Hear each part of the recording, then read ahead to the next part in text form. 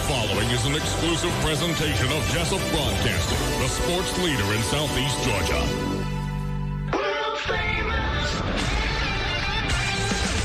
The world famous Butch and Bob Show. And it is now time for the world-famous Butch and Bob Show, brought to you by First Southern Bank, Damon's Famous Fingers and Wings, Murphy Builder Supply, and a new sponsor, Bob, Local Boys Construction.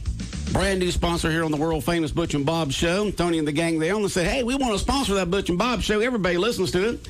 And so Local Boys Construction, one of our great Brave sponsors from this past season, is now a sponsor of the world-famous Butch and Bob Show. And so Local Boys Construction, if you need it fixed, added on to, taken care of, anything when it comes to construction, Local Boys Construction can do it. No job too big, no job too small. Welcome aboard. Welcome aboard. And they mean it. No job too big, no job too small. Local Boys Construction. Just look them up. Google it, Bob. Local Boys Construction, Jesup, Georgia. And they can fix from something small to huge add-ons to your house. It doesn't matter. They can do it at Local Boys Construction. Local guys doing it right. Treating you like family and good neighbors. All right, here we are on this Monday morning, the day after Masters. Can you believe that, Bob? November, the day after the Masters tournament ends up. Just glad they got it in. And I said, they said it all week. They were, back in March, they weren't sure they were going to be able to have a Masters, but they moved it to November, and no one knew how it was going to work, but it went well. It was good to see ESPN College Game Day there Saturday. That was a I understand they were on the par 3 tournament? They're par 3 course right there. I mean, that was a nice setup, but you could tell they were just thrilled to be there. That was just a great setup. Whoever came up with that idea was a genius, but it worked out well. Had Jack Nicklaus as their guest picker, so it was pretty good. Pretty good weekend. Dustin Johnson tore it up, shot 20 under, kind of prophetic with the year 2020. He shoots 20.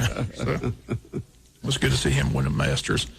Didn't realize he grew up in South Carolina and Columbia. I didn't know so that he's either. right down the road. So they said he never got to play it as a kid, though. They asked him when the first time he played. He said the first time he played it when he became pro and played it. And so that was the first time he ever played it. But it was a nice course. I mean, the course looked good. There wasn't any azaleas, but just great. It looked fantastic. Apparently, the people that were there, mostly family, but the sandwiches were free. They didn't even charge anybody for sandwiches. Oh, wow. So just mainly family there? One of the Japanese players said he tried every sandwich.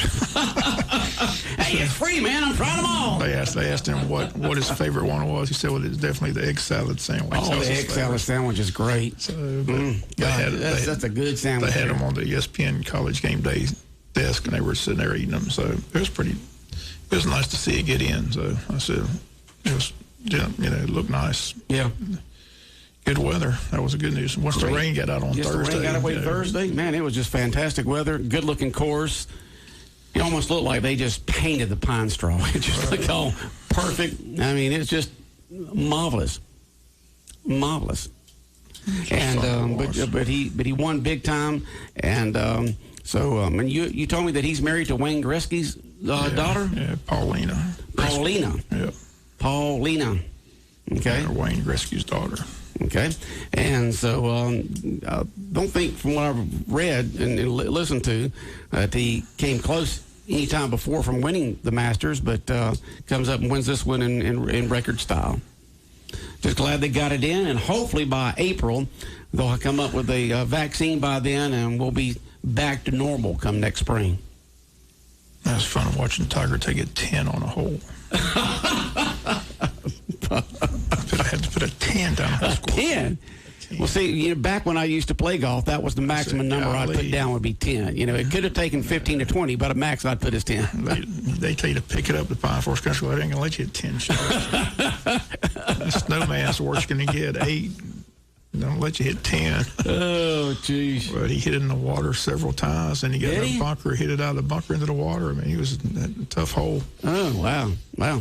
Go from Masters champ to nothing. He had to give out the green jacket. He had to give it out, yeah. Because he was the defending champion, but he was doing well until he got to 10. Like I said, he went from like -4 to plus. Wow. He just had a mental breakdown, huh? I don't know what it was. He just had a hard time. Every time he hit it, roll in the water. It looked like movie Tin Cup. Maybe his former wife was stuck there in the background somewhere, and he saw her, and he just screwed up his mind or something.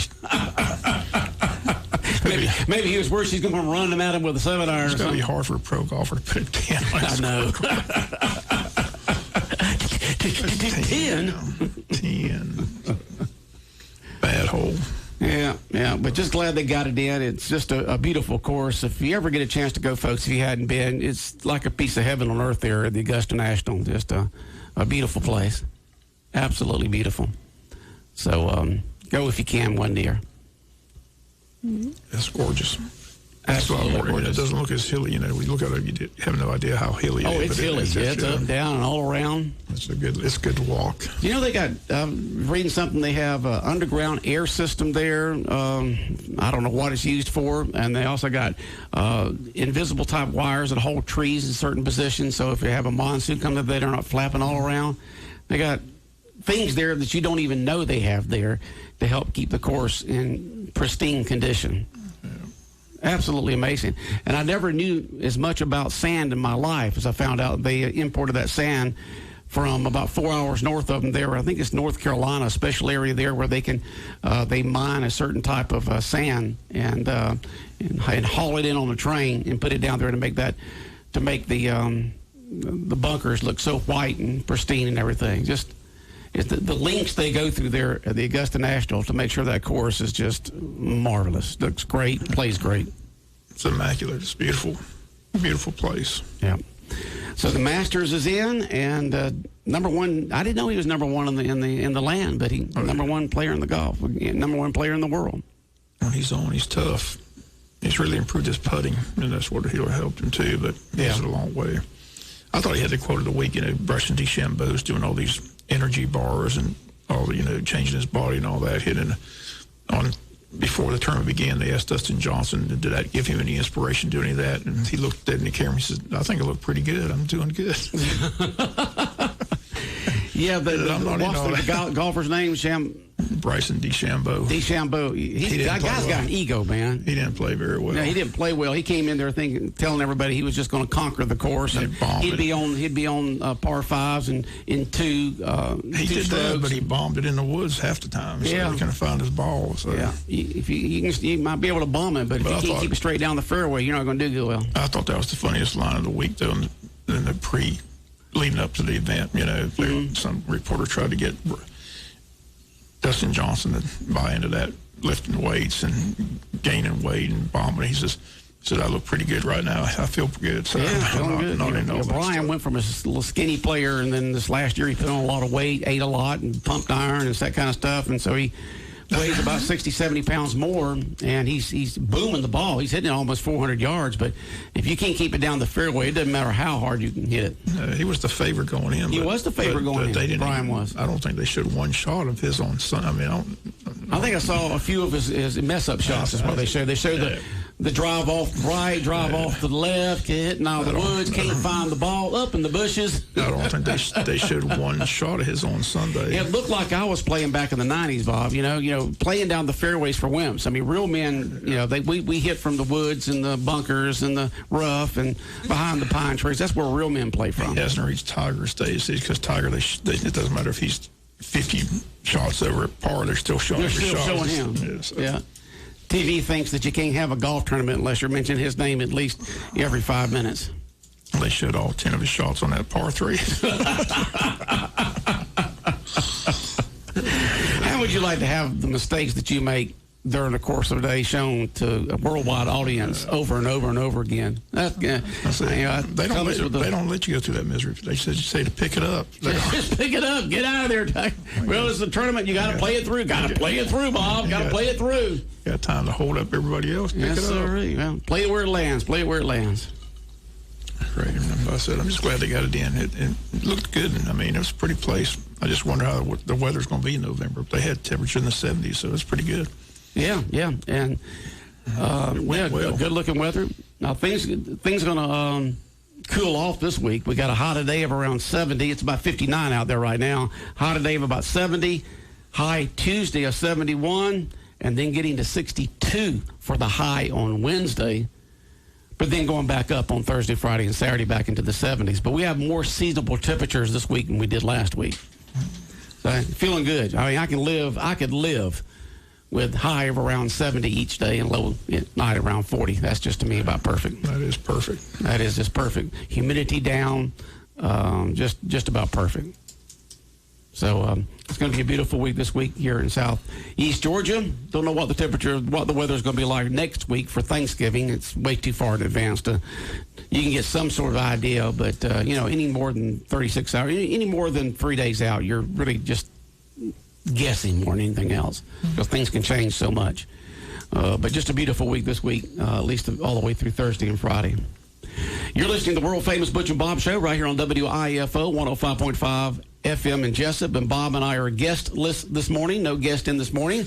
Looks weird to sit over there and see nobody sitting in one of those chairs, one or two of those chairs. So we'll have somebody lined up for tomorrow to come in and talk about what's going on out there in the community. Well, they're still counting the votes here in Georgia, Bob, for the presidential election and for the Senate and all the other stuff, but mainly for the presidential side. Yeah, Tammy says they got it halfway done on Friday, so they got to pick it back up again today and hopefully get it done today or maybe early tomorrow morning. So, but they've got to do it in every county. So, yeah, every county's got that. I saw tables and tables. I guess it's the World Congress Center in Atlanta. I'm not sure because this place was huge inside.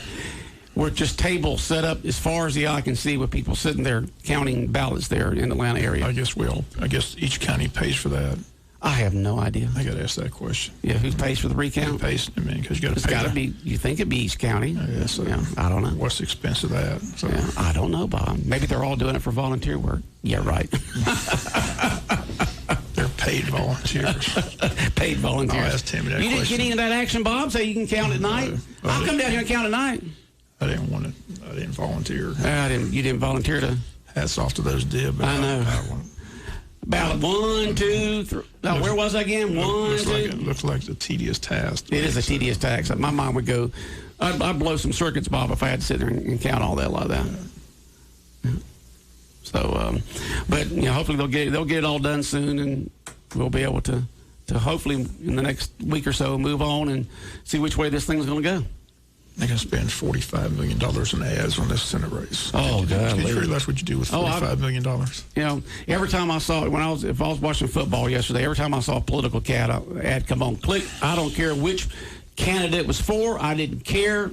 I clicked it over because, to me, it's, I just get, the ads that are positive, that's talking to the candidate's talking about himself or herself.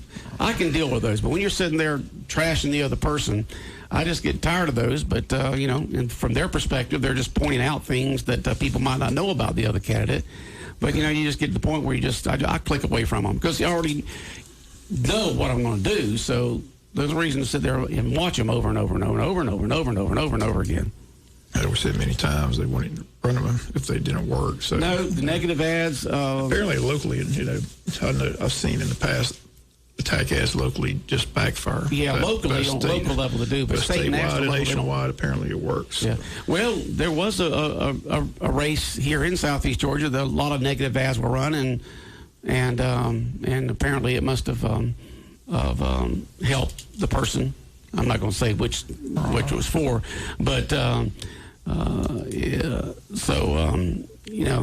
It's a shame that the negative ads do, because people have to realize you can say anything in a political ad basically you want to, and they can word these things where, and as media out there, you do not have the right to change them. You cannot change, alter anything with political ads. So the main thing to do is, how do you believe? See, a lot of people, you got 40%, this is what I've heard, Bob, about 40% of the population that will vote one way, 40% of the population that will vote the other way. Then you got that 20% of the population that votes for a single issue or for a candidate or how they're feeling that day, or maybe they've been influenced by a negative ad or a positive ad or whatever. They bounce around. They'll bounce. That's a person that'll vote Democrat one time, Republican next time, Independent this time, Democrat, Republican that time. They don't have a firm, solid belief. They go on the feelings of that election with the issues and the candidate and stuff like that. And that's what all that money is spent for, is trying to get the majority of that 20% to vote one way or the other. And that's what all the money is spent for, is that 20%. those two seats are going to be very important. Very important, because right now it's 48-48.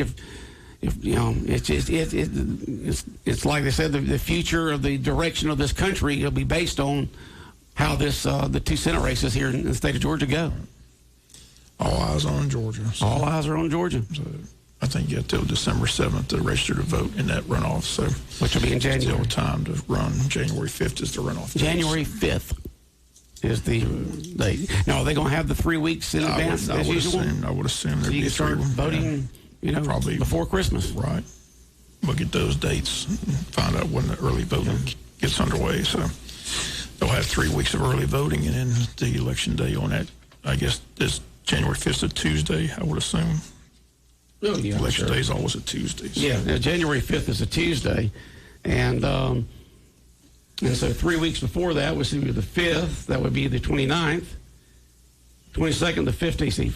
15th, 1, 2, 3. So would that be the 14th they'd start? Is it 1, 2, 3? Well, the 21st. 21st to 26th. 28th through the 30th. I don't know, Bob. I don't know when they actually would do it. I'm not sure if they're going to start on the 14th or 21st on the leading up to it. But the election is on January 5th, a runoff election with the two senatorial races here in the state of Georgia. Isn't that amazing? It comes down to Georgia with both Senate races. Yeah. That is absolutely amazing. Who would have thought that? I guess it's great publicity for the state. It'll be interesting how it all plays out. But like I said, we'll see ad after ad after ad between now and January 5th. Really, truly, the direction of the United States will go how this goes here with the Senate race. You got one political side that's got certain views on how the country should be done, and one of the other how it should be done.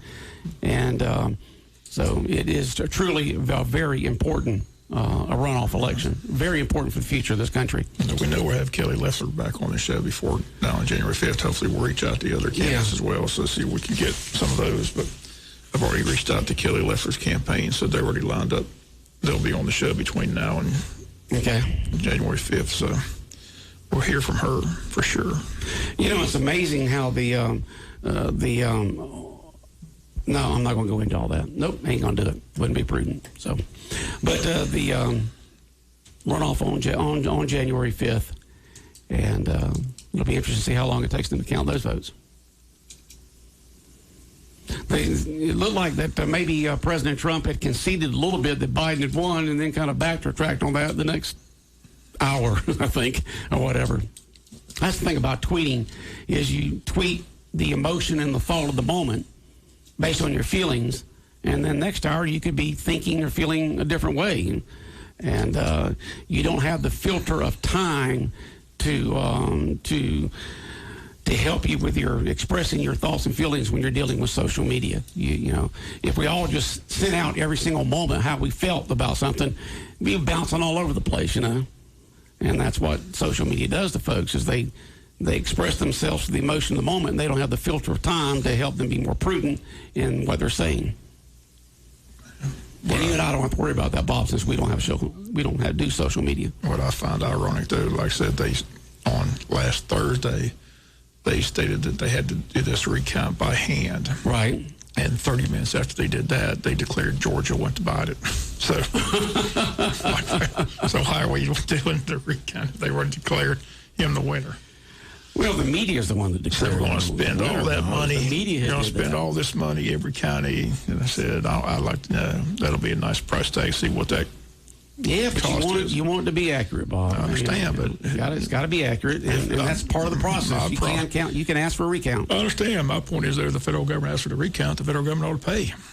And that's the thing. They're just telling all these counties to pay. Appleton pay, Long pay, Wayne pay. I mean, they don't have it. Where's that money in the budget? They don't have it in the budget. So if you're going to force us to recount them, then that's fine. But pay up. It's just it's another thing they just throw at you. We say it all the time. It's all about the money. Money's tight. So always about the money. It's an expensive venture. Yep. All right. Well, we'll see what happens with all that. Let's turn to football a little bit. It looked like Ware County is just flying down the field and doing what they want to. Look how they just whipped up on veterans on Friday night. Ware County got their stud running back just in time for the playoff run. So we'll see him Friday night. Yeah, we will. Along with Castellano. So Like I said, the four spots are determined. Like I said, the good news is they beat veterans, which assured Wayne County got in, so we don't have to worry about veterans getting in the playoffs. They're out. So the top playing Jones County Friday week, right? Well, that's what it looks like right now. It could be a three-way tie. It all depends on Jones County's going to play Dutchtown this week. And if Dutchtown wins, it's a three-way tie, and we won't know where I to hope go. it's anybody but Jones. I remember back in the 90s, we just had all kinds of problems at Jones County High School. Hopefully it's somebody else, because we got to go there, Bob. It's not like them having to come here. Yeah, we got to go. We got to travel. But the Warner Robins coffee game got canceled, so Warner Robins looks like they're locked in at 1. Looks like Ware's going to be 2, Coffee 3, us 4. So we're definitely on the road a week from Friday. So, but it looks right now with Jones County, but like I say, Jones County plays Dutchtown. If Dutchtown wins, it turns it into a three-way tie, and they do all kinds of tiebreakers to determine where we go. So they rock, paper, scissors, and flip coins. That's it. Yeah, all kinds of stuff. The first tiebreaker is head-to-head, but the three-way tie doesn't. So-and-so beats so-and-so. That's thrown out. So I think it goes next. It's either points scored or points allowed. So they don't do a lot of paper, scissors. No. They don't flip coins. No, they don't do that. They do flip coins once in a while. When it's a two-way tie. When it's a two-way tie. Three-way tie, you can't flip a coin. Okay. But, all right. But we'll wait and see how it all plays out. We could improve our position if we beat Ware, but that's going to be a tall task to beat Ware. Okay, Ware County coming to JC Stadium this Friday night. Big game between Wayne County and Ware County.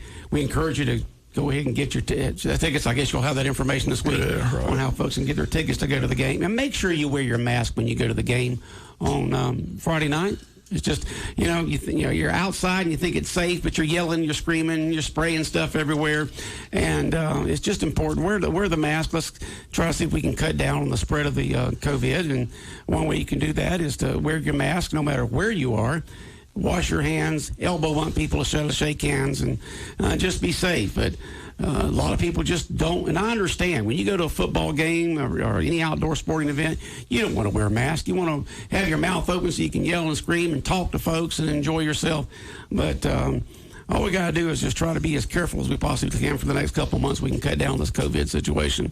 But as long as we're yelling and screaming in public situations, no matter where it is, it's going to continue to spread. And it's shown that over the last couple of weeks. Mr. Castellanos will be in time. It's a shame he's only a junior. What, is he the back? No, quarterback? He's the quarterback. He's the quarterback. What's his name again? Thomas Castellanos. Castellano? Thomas Castellano? Yeah. He doesn't sound like he's around these here parts. He's only a junior. He's very talented. Okay. So he's the quarterback for Ware County? Yeah. Okay. All right, so big game this coming Friday night at JC Stadium. Last regular season game of the year. The following Friday will be the first round of state playoff action. Well, Tom Brady and the bunch for Tampa Bay sure did make a big comeback yesterday. He always does that when he plays bad.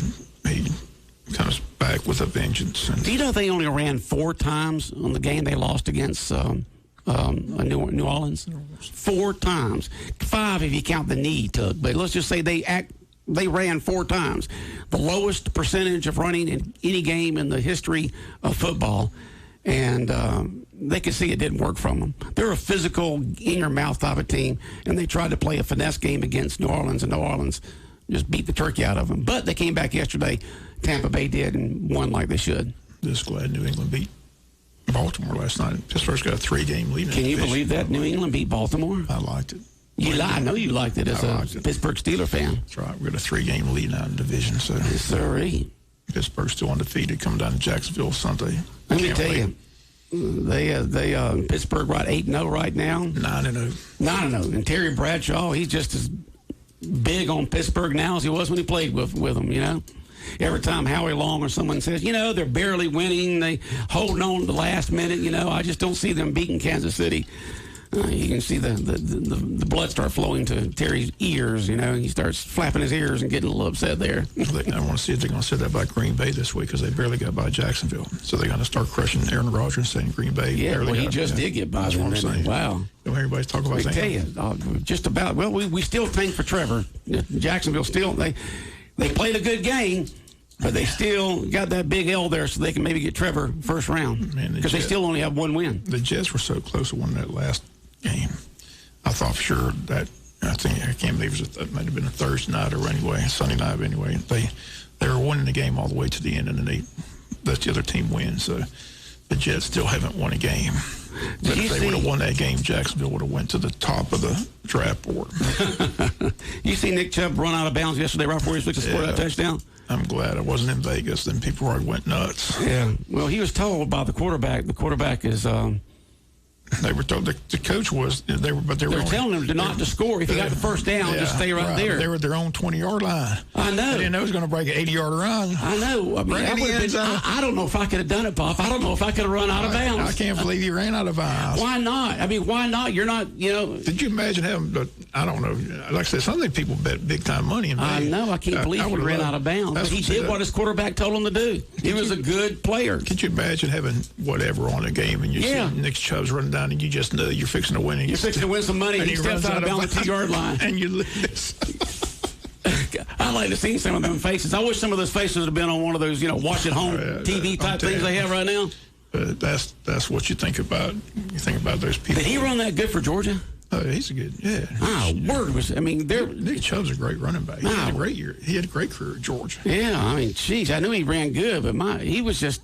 It's amazing the difference on that team. Which team does he play for again? Cleveland Browns. Cleveland Browns. I can't believe he ran out of bounds. That long of a run. I don't know. Why not go ahead and score? But I heard they said if he got the first down. They didn't say if he had a chance to score a touchdown. But his comments after the game was the play came in to get the first down and kill the clock. So he wanted to kill the clock. That's what he did. So, well, you find out what happens if you give a team less than a minute left. I mean, look what happened with Arizona, them coming down and scoring in the last second when they had less than a minute to win. Less than a minute.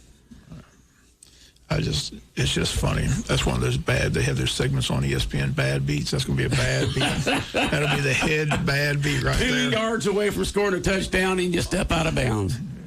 If he scores, you cover the spread easily. He steps out of bounds, you don't cover the spread, you lose. So that's when you want to be in Vegas. See those heads explode when they go nuts, start throwing stuff. Well, I don't gamble, Bob, so it doesn't bother me. Yeah. But I can understand. I can understand that. I just thought about all those people that had whatever they had on Cleveland.